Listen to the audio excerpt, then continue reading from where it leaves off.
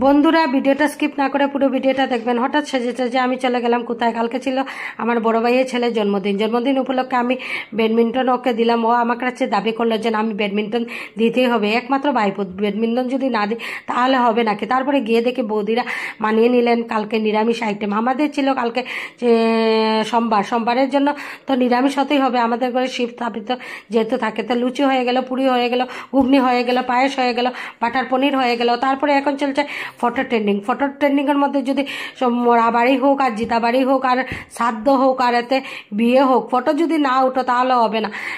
না খেয়ে আসতে পারবেন, কিন্তু ফটো উঠতেই লাগবে, না হলে হজম হবে না, কিচ্ছু আনন্দ লাগবে না। এটা হলো হজমির মতো। আজকে থেকে 20 বছর আগে যখন আমরা সরস্বতী পূজা যেতাম, কি কষ্ট করে শাড়ি পরে যেতাম।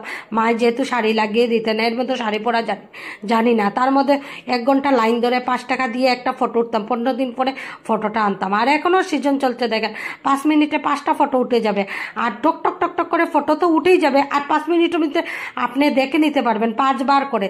তো এই দেখেন কি জামানা এসে পড়লো। ভাই বোনদের বার্থডেটা করবে না করে বলে করেই নিল, আর দুইদিকে দুইটা ওর ঠা বসিয়ে নিল, মানে ওর 2টা বউকে বসিয়ে কেকটা কেটে নিল। আর অনেক আনন্দ করলাম, অনেক ফুর্তি করলাম, আর পেট ভরে খেয়ে মজা টজা করে নিজের আপনজনের সামনে খুব মস্তি করলাম, খুব মজা করলাম। এই ছোটোখাটো সেলিব্রেশনের মধ্যে এত যে আনন্দ হবে, এত যে ফুর্তি হবে নিজেই বুঝতে পারলাম না। আর সকাল থেকে 108 বার মনে হয় আমি ভিডিওটা দেওয়ার জন্য, আপনাদেরকে শেয়ার করার জন্য এতভাবে আমি চেষ্টাই করছি, কিন্তু এড এসে পড়ে। এডের এত সমস্যা কি বলবো।